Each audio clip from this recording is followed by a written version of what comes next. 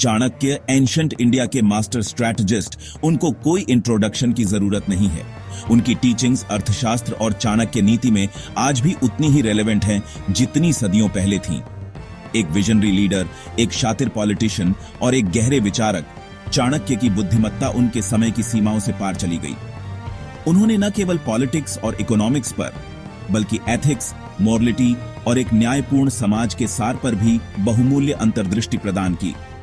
उनकी शिक्षाएं आज भी लीडर्स, विचारकों और व्यक्तियों को समान रूप से प्रेरित करती है, उन्हें बुद्धिमत्ता और धार्मिक कार्यों के मार्ग की ओर ले जाती है। महिलाओं पर चाणक्य का दृष्टिकोण उन्हें प्राचीन भारत में एक प्रगतिशील आवाज के रूप में अलग करता है। उन्होंने नारीत्व के बहुआयामी स्वरूप को पहचाना और सराहा। उन्होंने महिलाओं को केवल पत्नियों या माताओं के रूप में नहीं, बल्कि अपार क्षमता और समाज को आकार देने की क्षमता वाली व्यक्तियों के रूप में देखा। उन्होंने उनकी शिक्षा, उनके चुनाव करने के अधिकार और राष्ट्र निर्माण में उनकी महत्वपूर्ण भूमिका की वकालत की।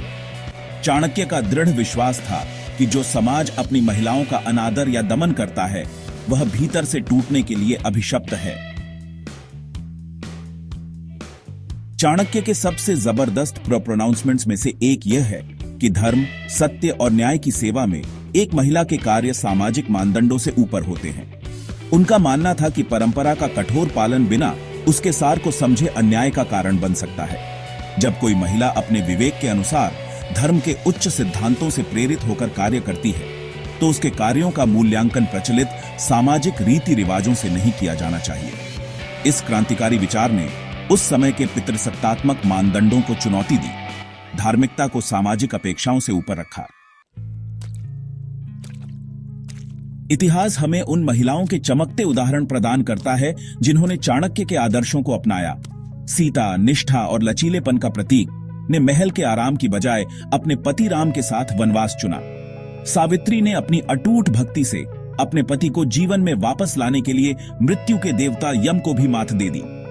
रानी लक्ष्मीबाई, योद्धा रानी, अंग्रेजी हुकूमत के खिलाफ बहादुरी से लड़ी, साहस और देशभक्ति का प्रतीक बन गई।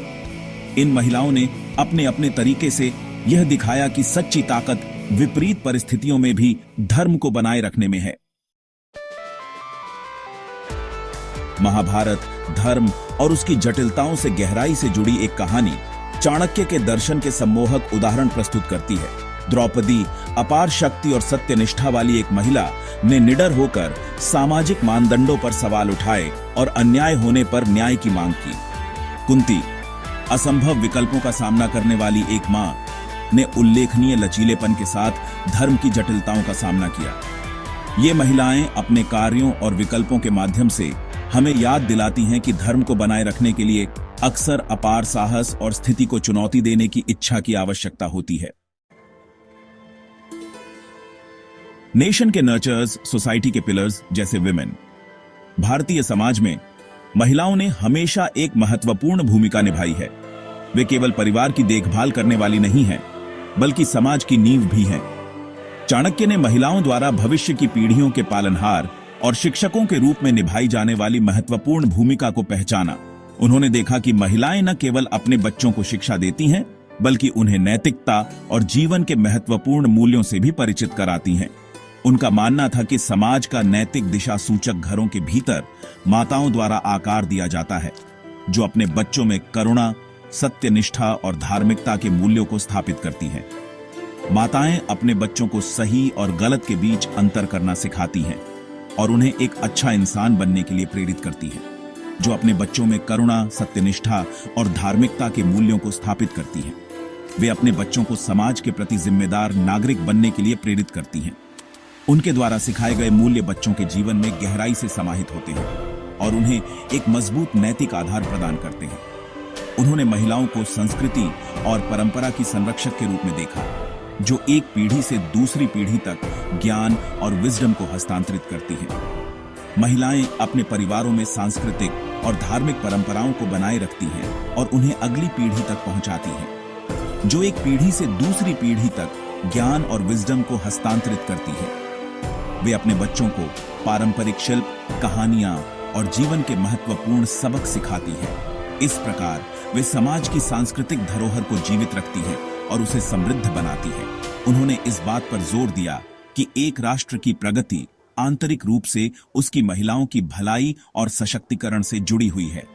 जब महिलाएं सशक्त होती हैं, तो वे समाज में सकारात्मक बदलाव लाने में सक्षम होती हैं। वे समुदायों का नेतृत्व करती हैं, सामाजिक विकास में भाग लेती हैं और एक मजबूत और समृद्ध राष्ट्र का निर्माण करती हैं। एक समावेशी कल की ओर चाणक्य का कॉल टू एक्शन। चाणक्य की शिक्षाएं एक सशक्त अनुस्मारक के रूप में कार्य करती हैं कि सच्ची प्रगति एक ऐसा समाज बनाने में निहित है जहां महिलाओं का न केवल सम्मान किया जाता है, बल्कि उन्हें अपनी पूरी क्षमता तक पहुंचने के लिए सशक्त बनाया जाता है।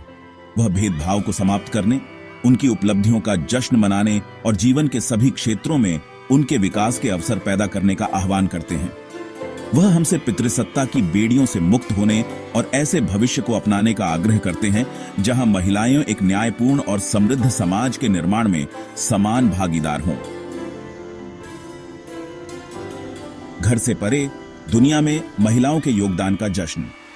सदियों से भारतीय महिलाओं ने अपने समाज और संस्कृति को समृद्ध किया है। समाज के हर पहलू में महिलाओं द्वारा किए गए अमूल्य योगदान को स्वीकार करना और उसका जश्न मनाना आवश्यक है। चाहे वह पारंपरिक शिल्प हो या सामाजिक सुधार, महिलाओं ने हमेशा महत्वपूर्ण भूमिका निभाई है। विज्ञान और प्रौद्योगिकी के क्षेत्र से लेकर कला और मानविकी तक महिलाओं ने अपनी प्रतिभा और समर्पण से हर क्षेत्र में अपनी पहचान बनाई है। महिलाएं बाधाओं को तोड़ रही हैं और उत्कृष्टता की नई ऊंचाइयों तक पहुंच रही है। उन्होंने न केवल अपने लिए बल्कि आने वाली पीढ़ियों के लिए भी रास्ते खोले हैं। देखभाल करने वालों, शिक्षकों और सामाजिक कार्यकर्ताओं के रूप में उनकी करुणा उनके काम में दिखाई देती है।